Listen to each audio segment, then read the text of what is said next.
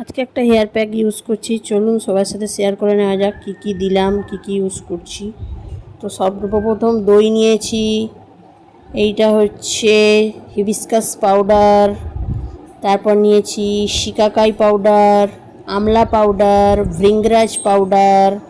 এখানে সব রকম এরকম পাউডার মিশিয়ে নিয়েছি দইয়ের সাথে সুন্দর করে। এর মধ্যে একটুখানি তেলও অ্যাড করেছি। এই তেলটা ভৃঙ্গরাজ তেল, আর খুব ভালো এই তেলটা। এর পাউডারটাও আমি ইউজ করেছি। আর এই তেলটা দেওয়ার কারণ যাতে চুলটা একটু ড্রাই না হয়ে যায়, চুলটা একটু সিল্কি সিল্কি সফট সফট হয়, ওই জন্য তেলটা দিয়েছি।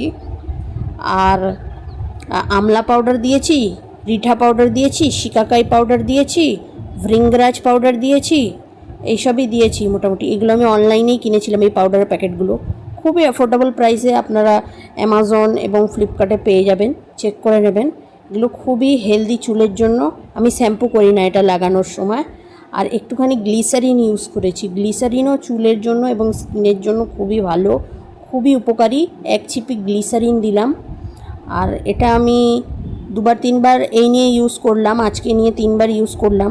মোটামুটি আমার হেয়ারে খুব ভালো কাজ করেছে। আমার হেয়ারটা খুবই সফট এবং সিল্কি হয়েছে আগের থেকে, শ্যাম্পু ইউজ করিনি। আর চলুন, আমার মিক্স করা হয়ে গেছে, এবার ভালো করে চুলে অ্যাপ্লাই করে নেব। চুলের এইভাবে স্ক্যাল্পে লেন্থে চুলের অ্যাপ্লাই করে নিতে হবে। ভালো করে অ্যাপ্লাই করে নেওয়ার পরে মিনিমাম 1 ঘন্টা রাখতে হবে। যদি 2 ঘন্টা রাখতে পারেন খুবই ভালো, নাহলে 1 ঘন্টা রাখতে হবে, ঠিক আছে, কমসে কম। এইভাবে এই যে লাগানো হয়ে গিয়েছে দেখতে পাচ্ছেন।